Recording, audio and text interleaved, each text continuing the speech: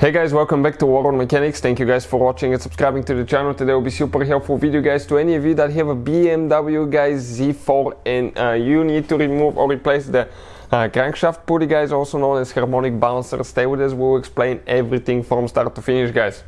We will also share some of the symptoms if you have a bad crankshaft pulley, what you can experience and what can cause that. So before we start, let me introduce you to the channel. Every single car we get at the shop, we make at least 200 free repair videos, specifically on BMWs even more.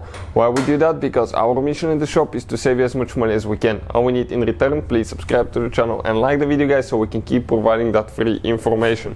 Now, let me show you what we have here. This is a 6-cylinder engine that can be found in BMW 3 Series, Z4, 5 Series, quite a few BMWs guys. And this right there is your serpentine belt crankshaft pulley.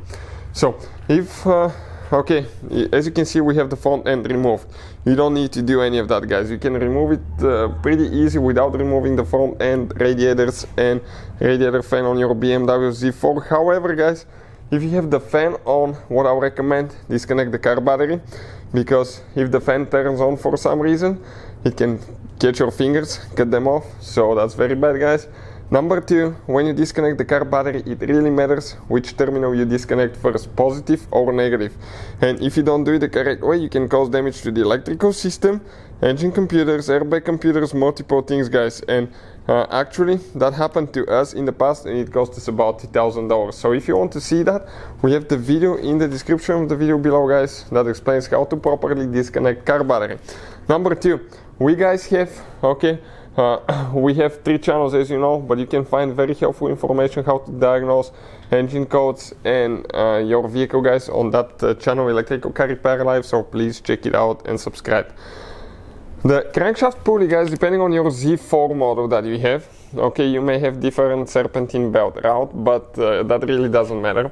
You need to find, okay, your serpentine belt tensioner, and there is usually a place where you place a torque 60 socket, go clockwise and release the belt. Okay, just like that. Remember your belt diagram, take a picture before you take it off, so later you can easily install it. Now, this pulley, never ever remove that center bolt, because if you do, it's holding the timing chain. And what will happen, the timing will be off. If you start the car, you will bend valves and you will need new engine or the engine rebuild. You need to remove, okay, these 6 bolts guys, right here. And you don't want to spin your engine backwards, okay? That's very important. So what do? I hold the, okay, I'm going to hold right here now. Okay, perfect, the crankshaft pulley. While one person is taking, okay, the bolts off.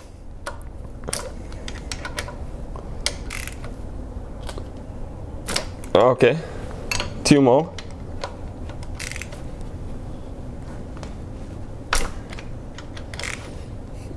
Perfect. Now we're going to get the little impact so we can quickly remove it. Everything's loose already, so we can just pull them out. Now, what are the, stay with us and we'll talk about symptoms of a bad pulley. Sometimes you may have thread locker on the bolts. Check it out. It will look bluish or reddish. If you do, you have to apply thread locker so they don't get loose from vibrations. Okay, perfect. So, with that being said guys, okay, great. This is your crankshaft pulley. You have that, okay, that rubber bushing between the pulleys, that rubber bushing here and right here. And if that bushing develops a play, it cracks, okay, get loose, your pulley will start vibrating. That will cause vibrations in the engine, in the car guys. You can hear weird noises coming out of here.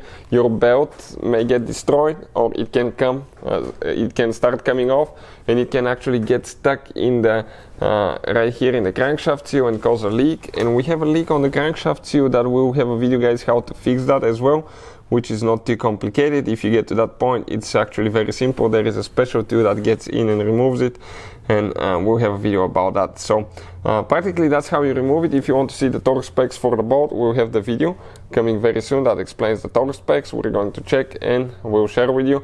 Hopefully the video will be helpful. Thank you for watching and see you guys next time.